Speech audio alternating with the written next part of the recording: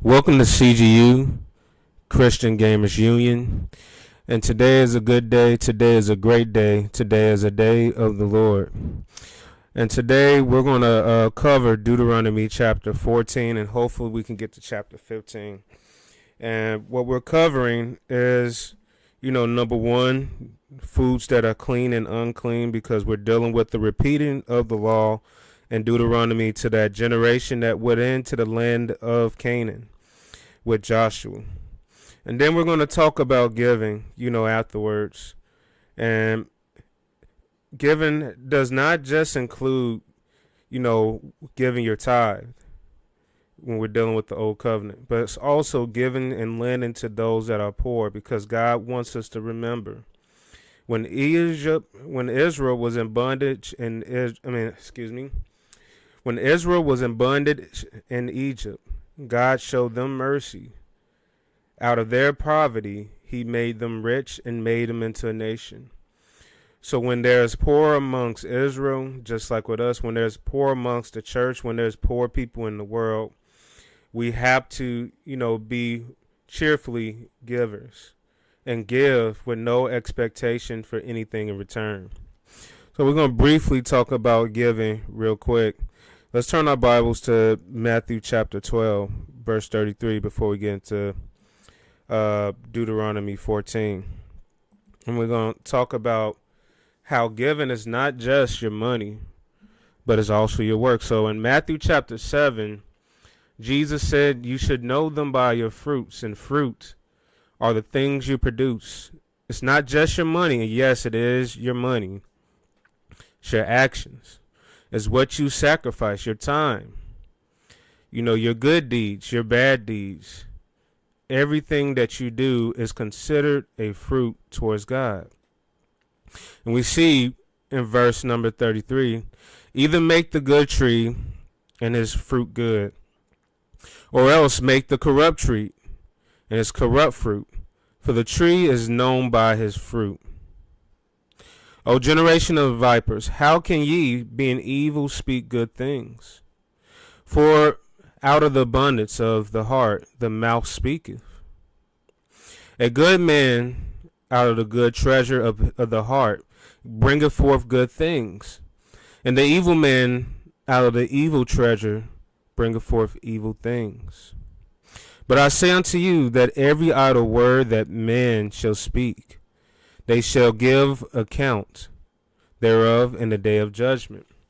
And for the believers, we have to remember there are two judgments. With the believers, we face the judgment seat of Christ, or where we're rewarded or our works are burnt up. And for the non-believer, because some of these people that are here, and he's speaking to non-believing Jews during this time, if they don't have the blood of Christ, they will have to face the white throne judgment. And oh, what a terrible day that's going to be if you're not found written in the book of life. So remember, as we see here, Christ is speaking of the words. Christ is speaking of their denial of who he is, because when Jesus Christ came, he came unto his own, the Jews first. And then when he died, his gospel dispensed to the world, the gospel of grace. When Jesus came, he preached the gospel of the kingdom to the Jews, but the gospel, when he died, was dispensed unto others, giving everybody a chance to come unto Christ through his forgiveness, if they trust in the death, burial, and resurrection of him. So the treasure is not just your works, but it's your doctrine. It's what you think of Jesus Christ. When we look in 1 John, we see that the spirit of Antichrist is tied to what you think about his deity. If you don't believe that Jesus Christ is the Son of God, then guess what spirit dwells within you? Guess what doctrine comes out of your mouth? Look at all the cults and all, the heretics. What do they say or think about Jesus? We talked about the false prophets last week. If they do good deeds and they try to turn you away from God, if they show signs and wonders and tell you to serve other gods, Pretty much God said in this covenant to mark them, have nothing to do with them. Because what fruit are they producing? Corrupt fruit. And what is coming out of them? What are they giving to men? They're giving damnation. They're giving corruption. And guess what? They will face judgment on that day. So know this. Your fruit is more than your money. Just because a person does good charity, just because the Catholic Church, has many foundations that help the poor, their fruit is corrupt. Because what do they say about Jesus? Well, they have idolatry. Their view of baptism is wrong. They practically pray unto Mary when we know prayer and our only intermediator between us and God is Jesus Christ. So their fruit is bad. Their good works are in vain because it's not for his name's sake, but it's for their own bellies. It's for their organization. It's done for their notoriety. So know your doctrine, what you think of Christ, and there's no excuse. If you are obedient to God, if you're loyal to God, and you follow that greatest commandment where you love the Lord your God with your all, you will, with your doctrine, obey God, no matter how deep or entrenched you were in your past in false doctrine. If you truly love God, and the truth is unveiled and unveiled to you. And, to obey God in all the things that we do. That's vital for every Christian to do in this day and age. For he commanded us to lay not, in Matthew 6:19, for your treasures, for yourself, treasures upon earth, where moth and rust doeth corrupt, and where thieves break through and steal. But lay up for yourselves treasures in heaven, where neither moth nor rust doeth corrupt, and where thieves do not break through nor steal. For where your treasure is, there will your heart be also. So remember that.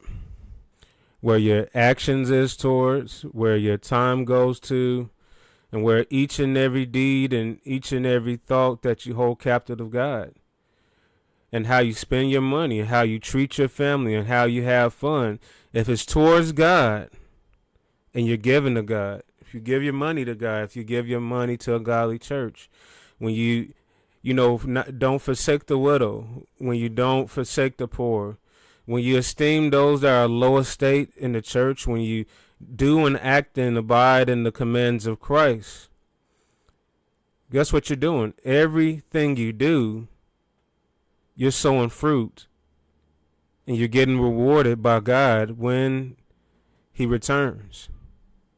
Because on that great day of judgment, on the throne of Christ, the judgment seat of Christ, you're going to get many rewards of precious gold and pearls and stones and rubies from Christ.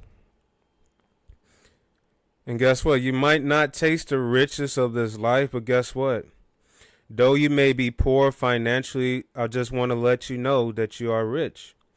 Though you might be weak in your body, though you might be sick in your body, I'm going to tell you that you're strong. You're strong in faith.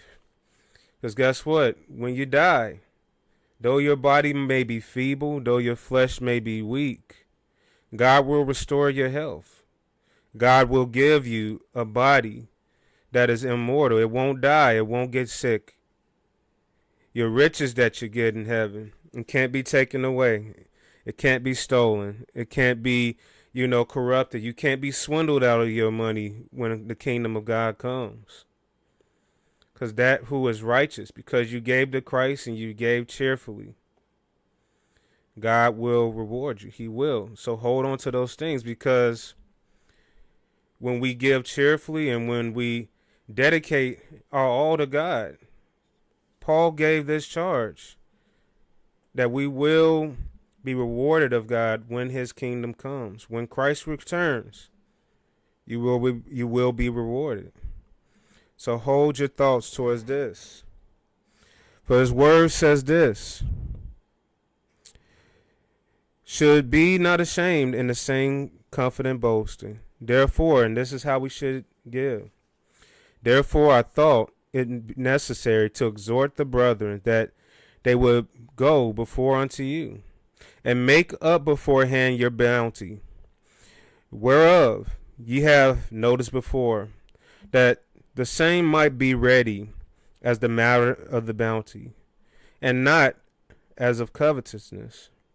And this is dealing with giving in the church.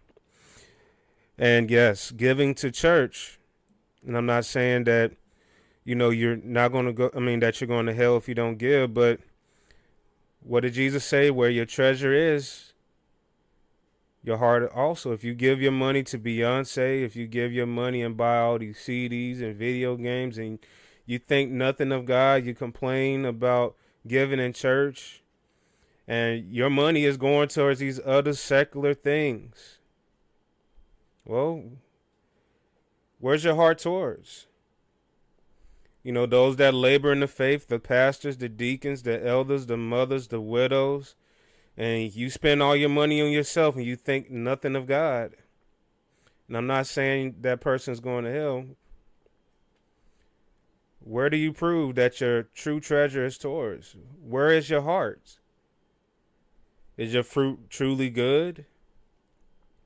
Well, I'll leave that up to God with that, because I don't know your heart. And I'm not the judge of it, but I'll say this. If you care about God's work, think about what he's done for you.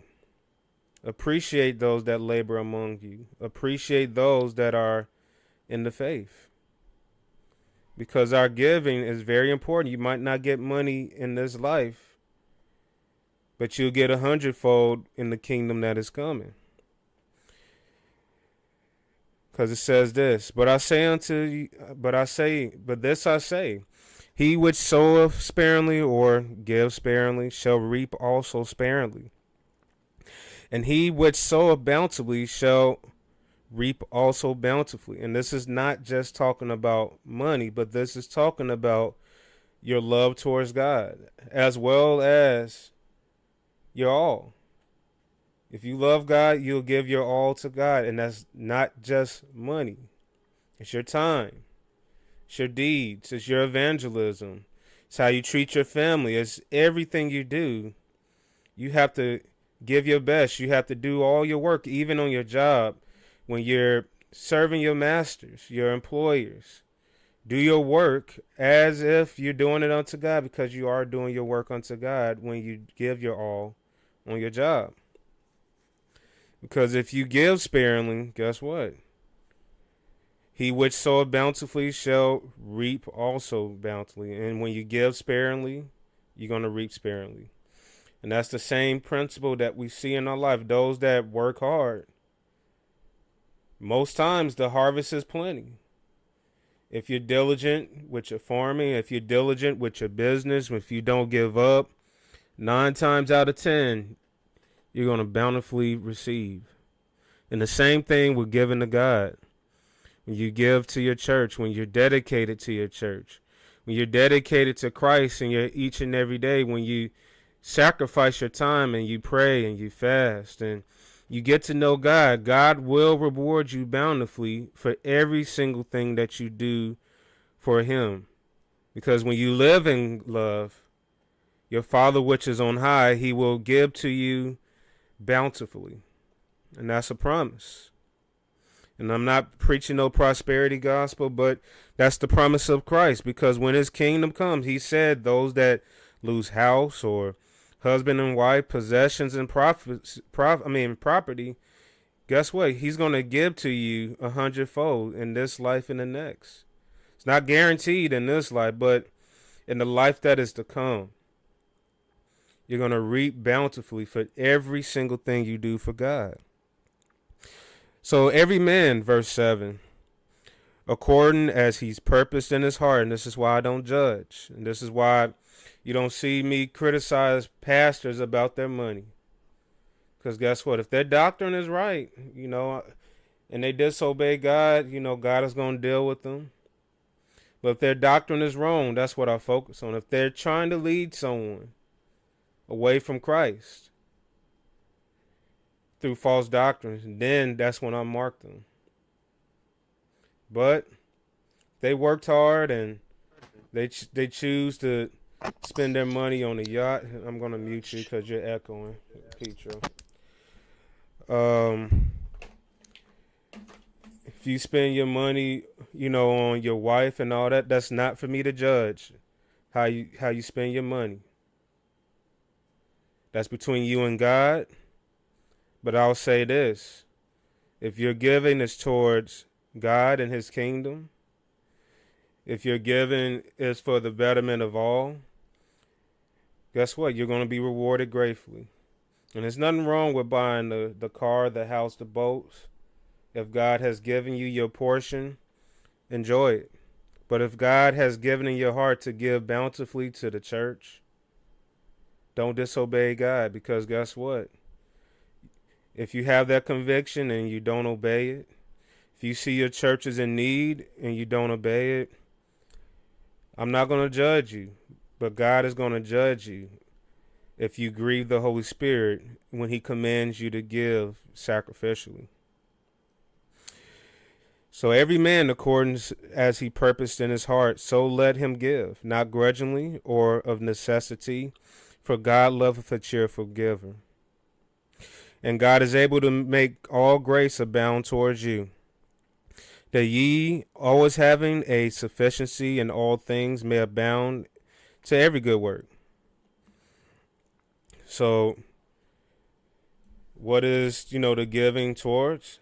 It's not just the money, though it is money. It's also your works. Because if you don't have anything to give, it's your money. It's everything you do.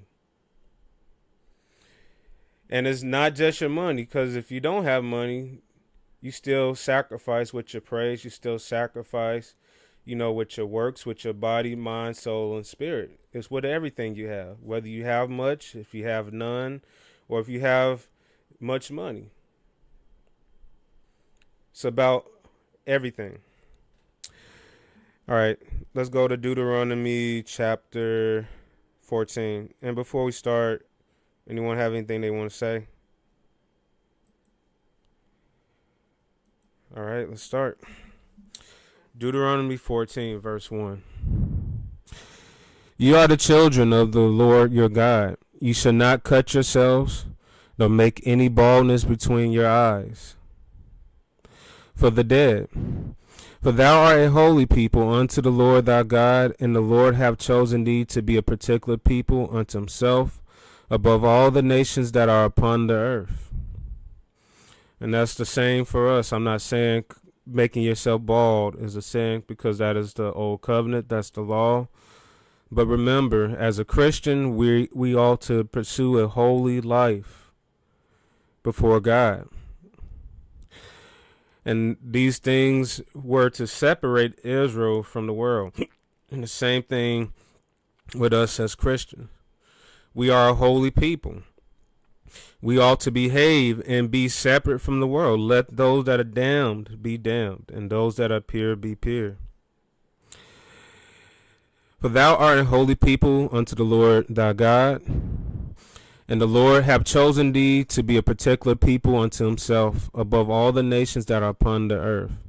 Thou shalt not eat any abominable things. And these food laws, remember, these are scavenger foods that God tells us not to eat. Typically, these animals eat meat or clean up, manure or feces or dead bodies, things like that.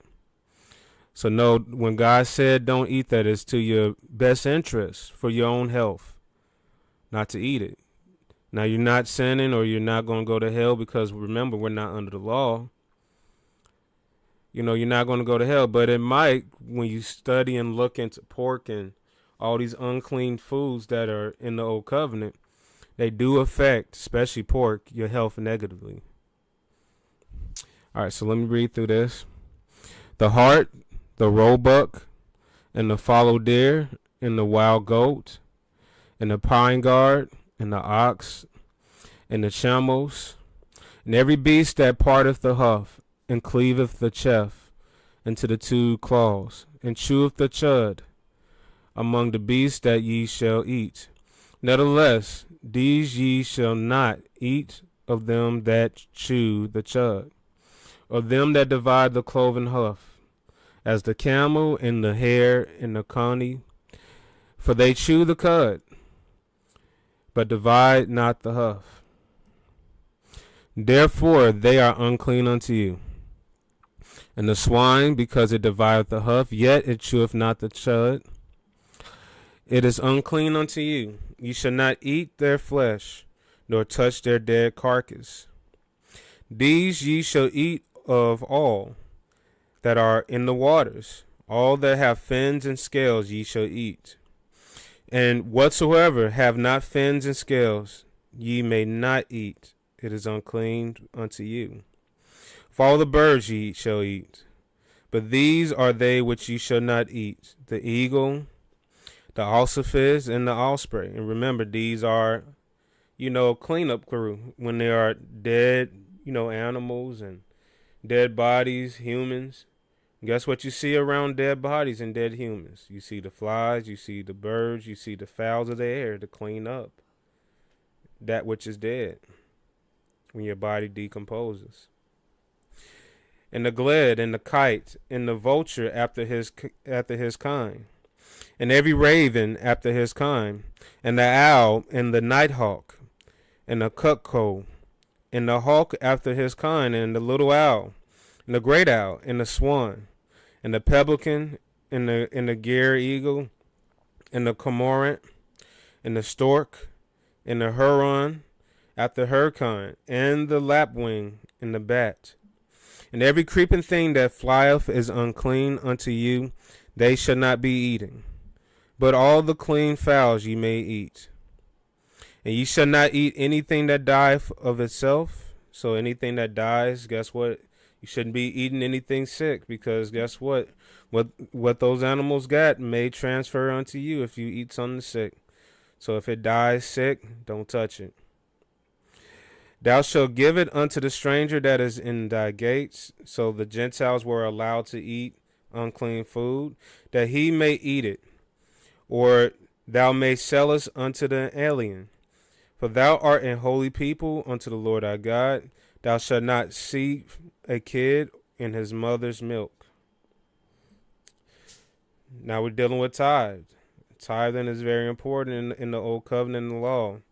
And you should give, when you give, remember, in thought of the priesthood. Because in the Old Testament, tithe was given to the priests because they had no inheritance. They couldn't own land.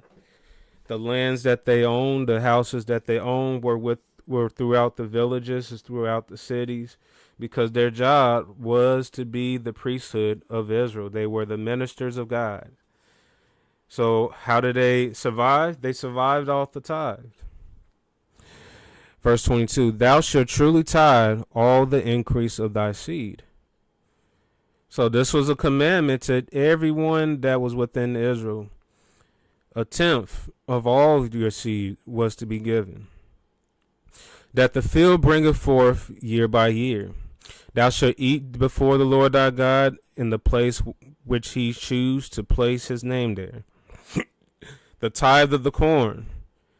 And remember, tithe wasn't just money, but it was corn, of thy wine, of thine oil, and the firstling of the herds and of thy flocks, that thou mayest learn to fear the Lord thy God always. Remember, when you give to God, you need to fear God.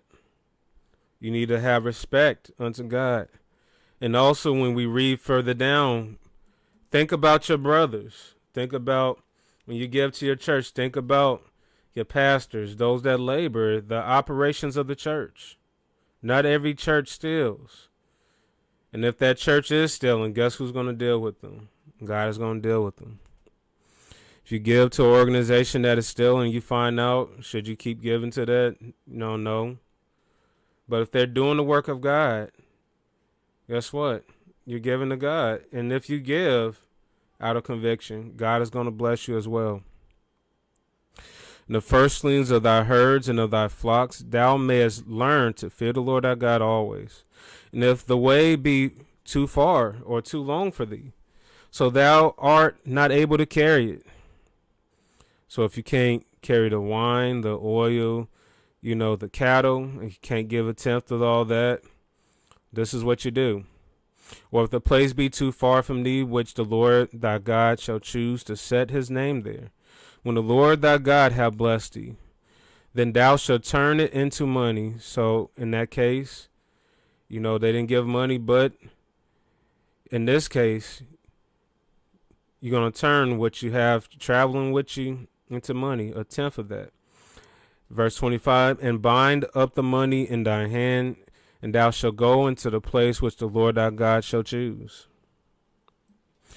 And thou shalt bestow the money for whatsoever thy soul lusteth after, for oxen, or for sheep, or for wine, or for strong drink, or whatsoever thy soul desireth. And thou shalt eat there before the Lord thy God, and shall rejoice, thou and thy household.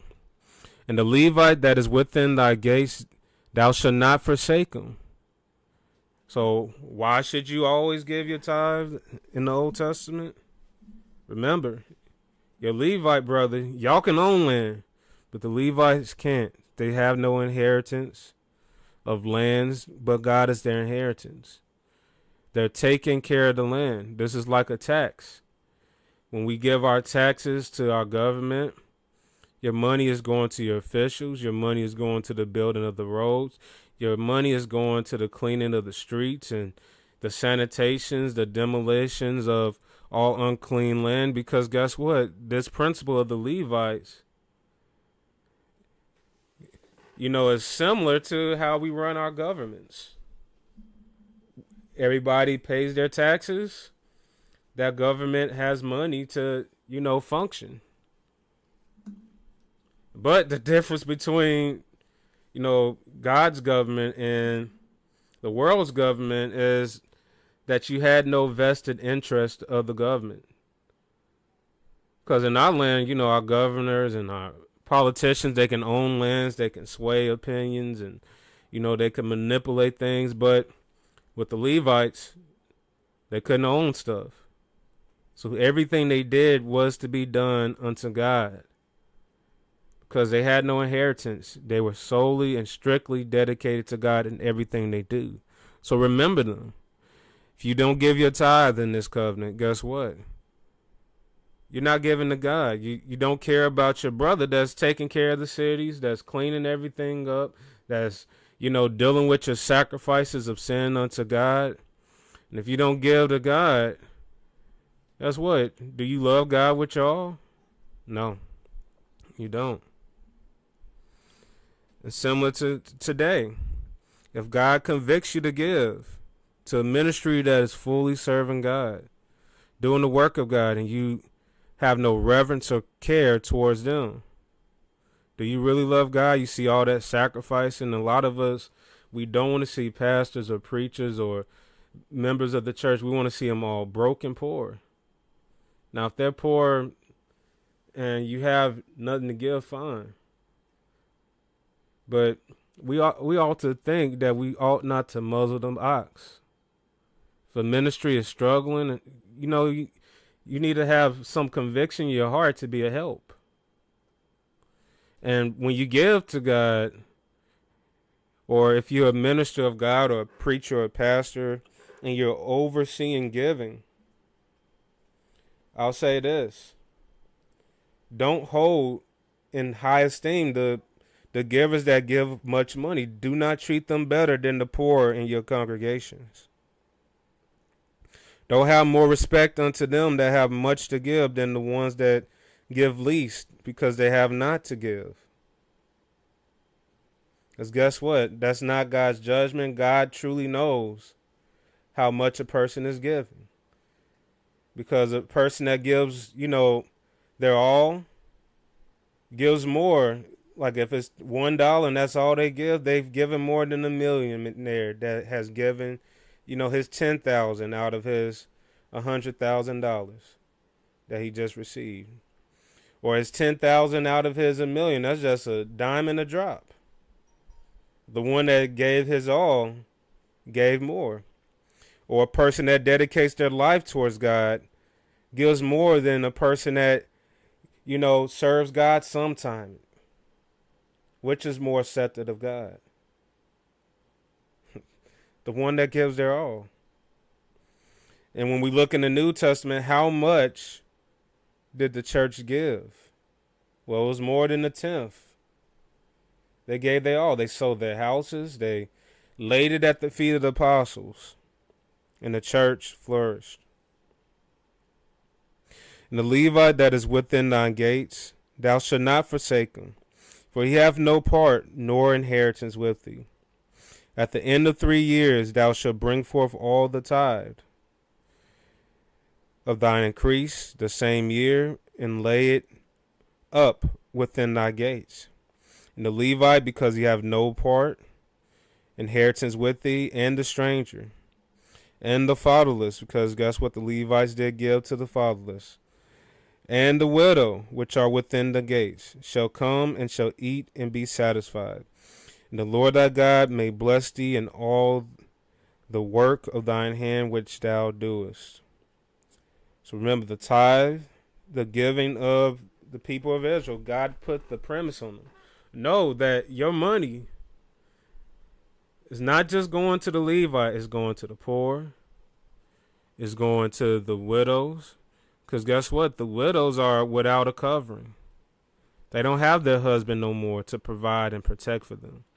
Their son may be, taking up the plate, but if they have no sons, in the old covenant, how did they survive?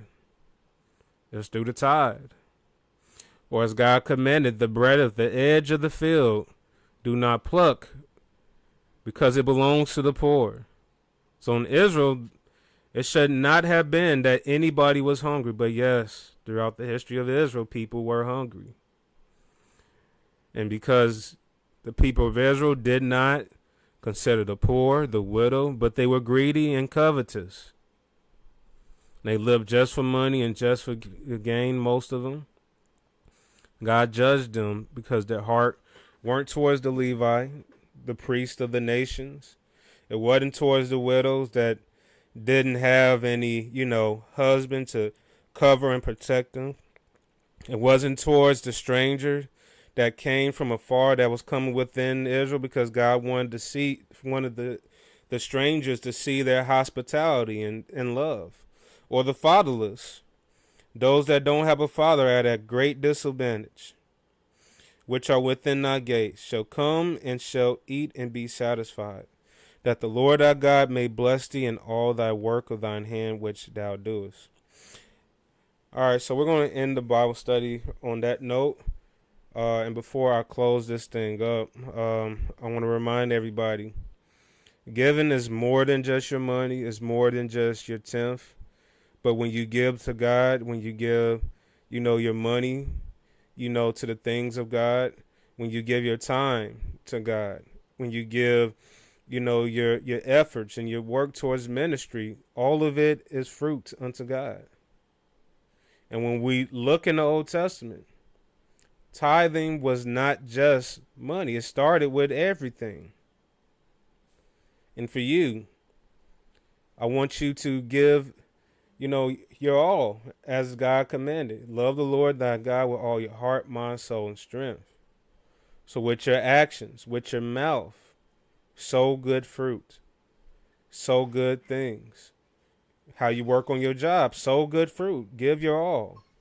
Work hard. Don't slack. Because guess what? Your work is a ministry. When you evangelize, don't be sometime with your evangelism. Sharpen that sword up. Learn more about God. Learn how to answer questions. Because guess what? When you sharpen that sword up as a minister, deacon, or whoever you are in the kingdom, guess what? You please God, and your skills as a minister, as a preacher, as an evangelist will get better, because those that sow sparingly, and that's not just money, but that's anything you do, you reap sparingly. and those that sow bountifully.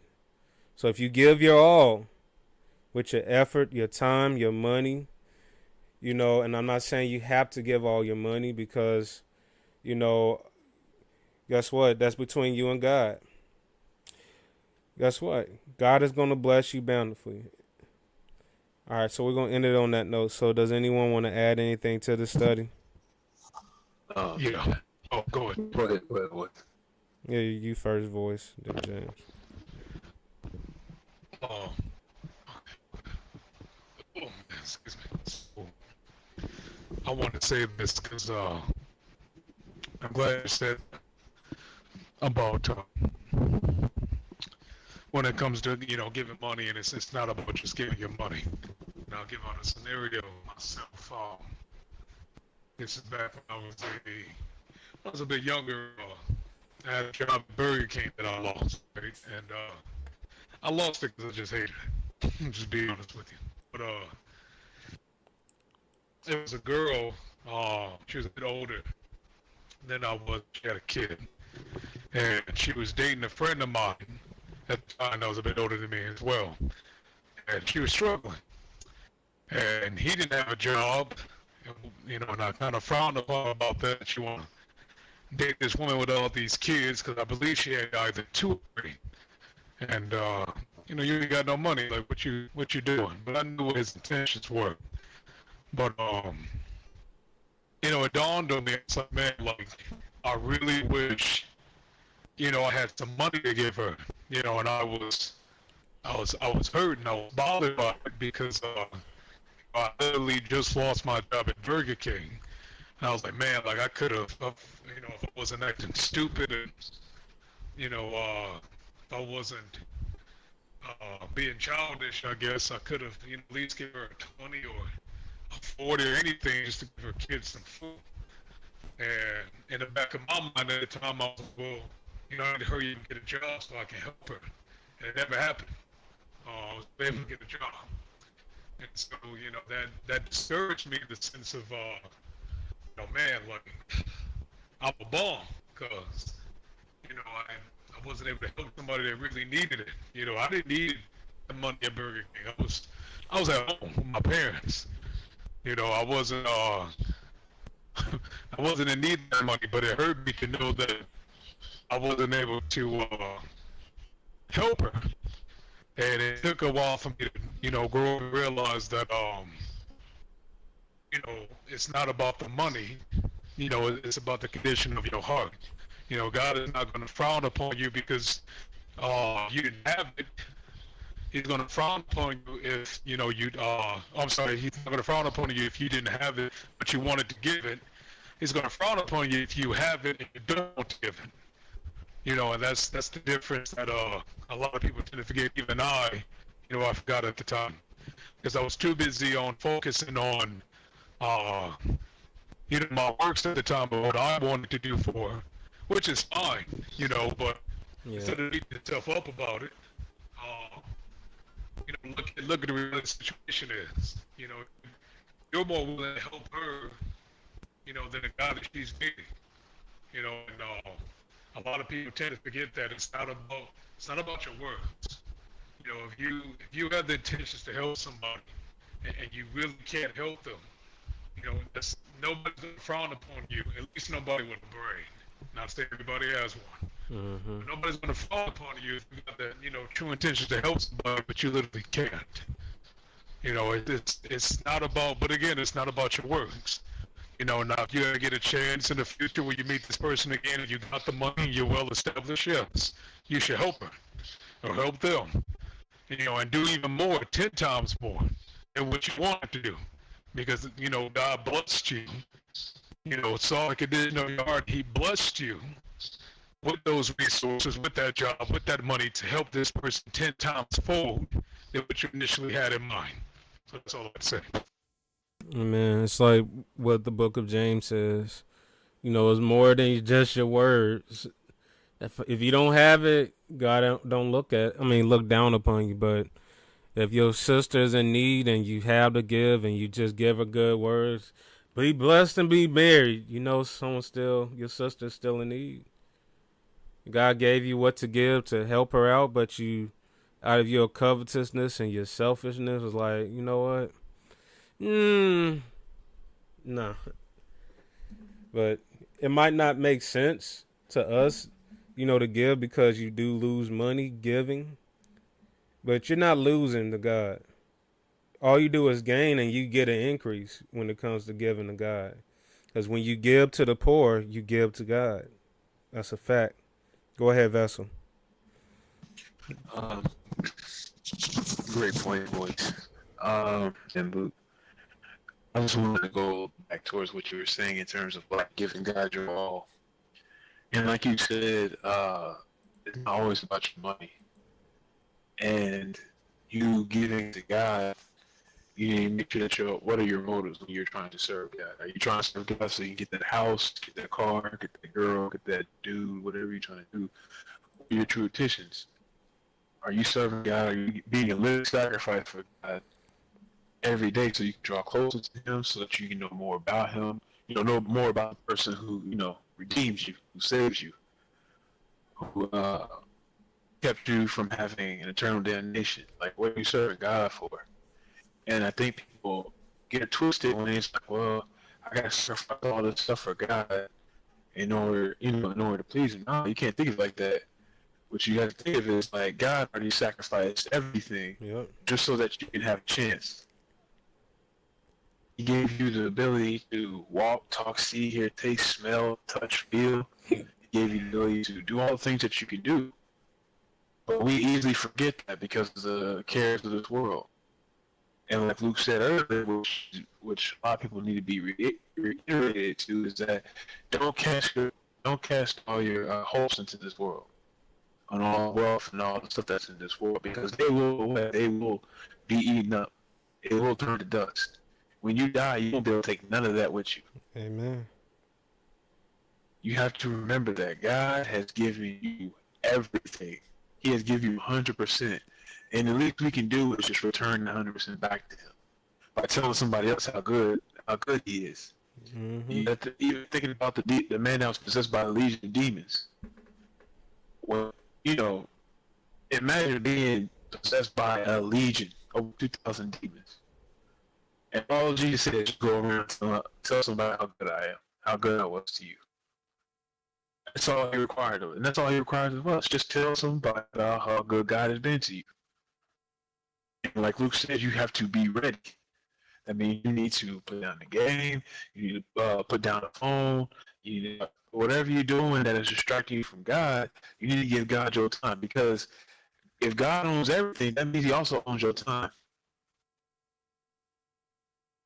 So that's a fact. Great points that y'all made, but that we owe God everything.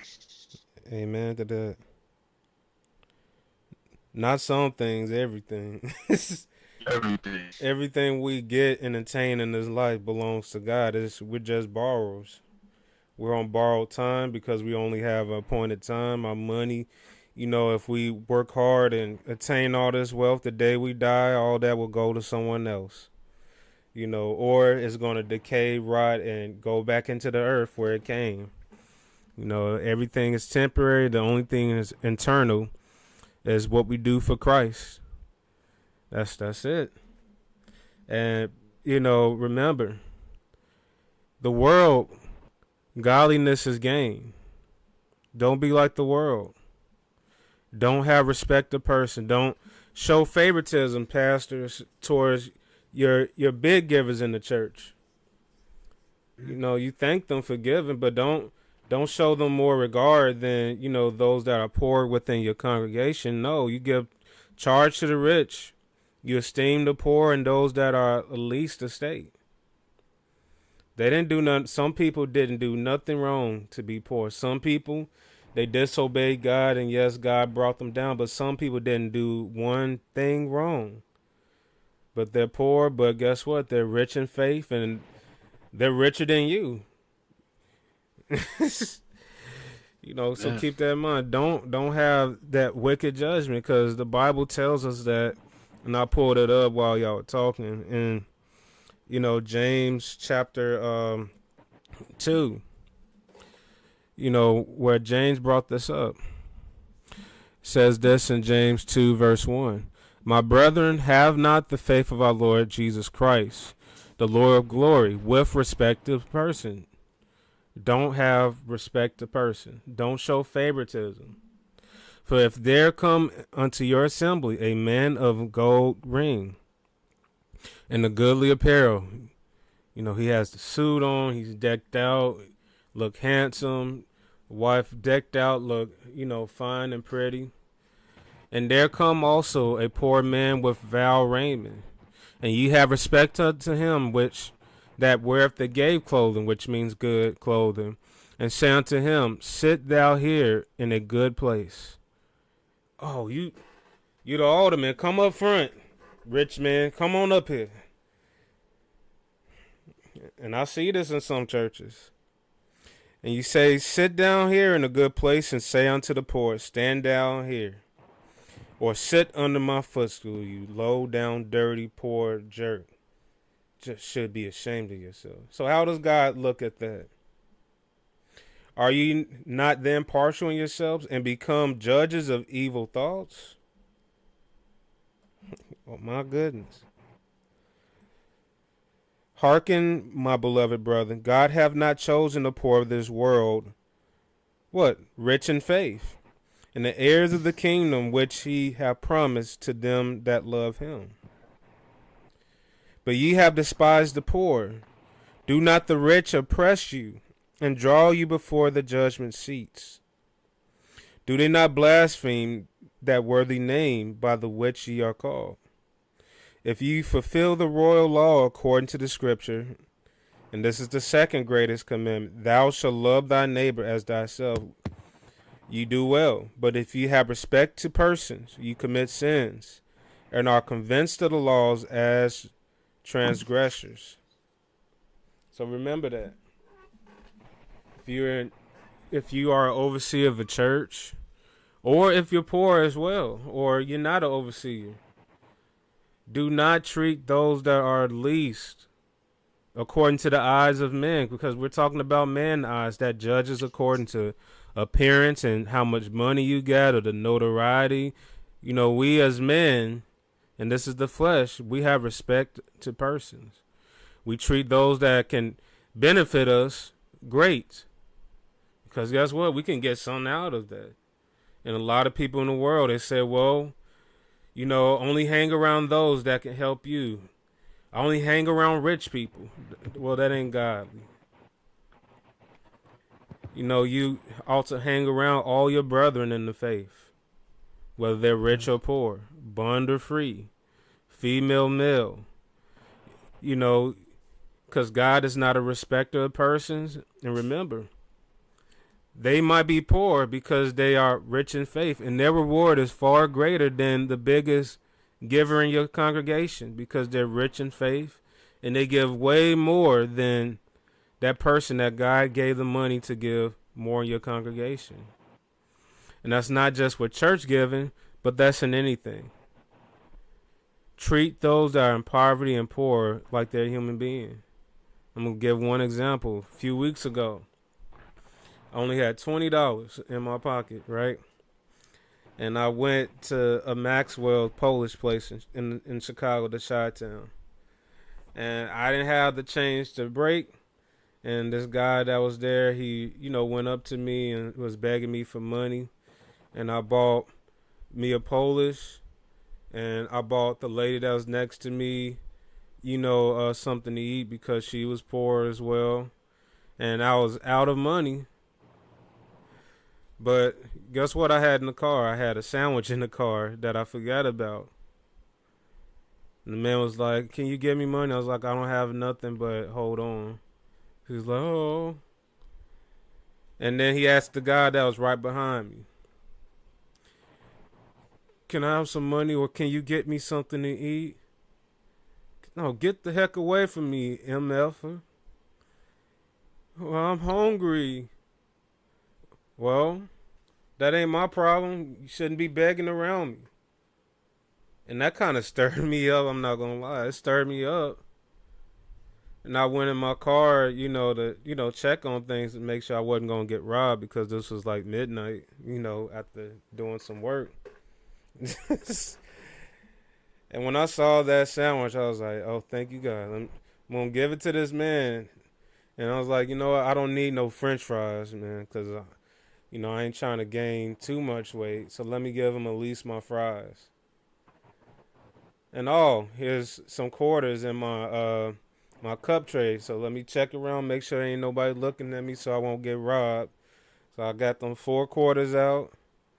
And soon as my order was ready, I gave him my sandwich. I gave him the fries, and I'm not boasting, but I'm just saying. I didn't look, down upon him, and I gave him, what I had, and prayed for him and said, "God bless you." Though I didn't have any financial money, because I spent it all on me and a few other peoples that was before me. I gave to the poor. I didn't look down upon them. I told them, "I don't look down upon you. I understand. You might not have much, but God still loves you, and God doesn't look down upon you." And we ought to have that same mentality. We ought not to shame people that are poor or have not, because guess what?